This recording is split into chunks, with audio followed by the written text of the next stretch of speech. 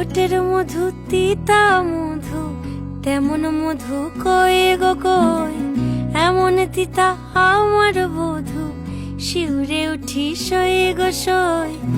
আনবাড়ি যায় আমায় ফেলে, বাদল মেঘের ডাকে, একবারও সে ভাবে না গো রায় কি করে থাকে। কি করে রায়, কি করে রায়, কি করে রায়, কি করে এই বুঝি